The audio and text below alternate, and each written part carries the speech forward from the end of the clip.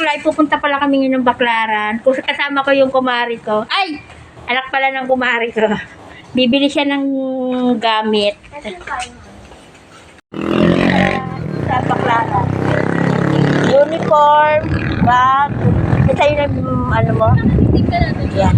Bibili kami ng bag at saka uniform sa Baklaran. Bago siya umuwi ng Cavite. Babalik na siya ulit sa Cavite sa kanyang ina.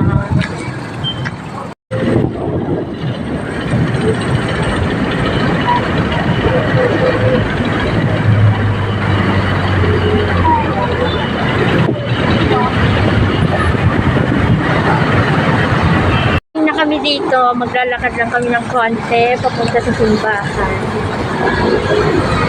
Sobrang init, hindi ko kayang ipaglaban siya. Mamimili ng uniform niya. Magsisimba muna tayo na sobrang init, hindi ko kaya. Parang ikaw hindi ko kayang ipaglaban. Char. Sobrang init mo. Lahat, alam niyo ba mga kapuklay, mula doon hanggang dito, sa mga nakikita niyo sa likod ko, hindi akin niya.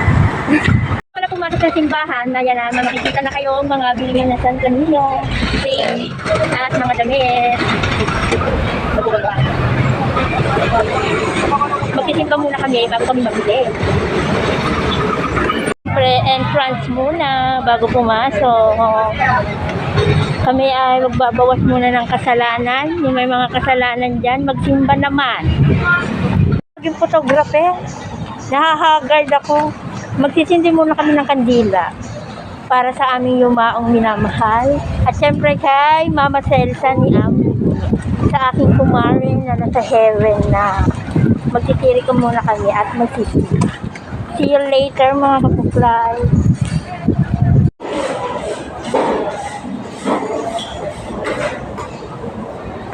Sa loob ng simbahan magdadasal.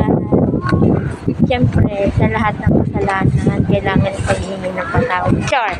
Hindi, totoo yun. Lahat tayong mga tao nagkakamali. Siyempre manghingi tayo ng patawad sa Diyos at sa mga taong nakapaligid sa atin. Char! Dito na kami sa simbahan.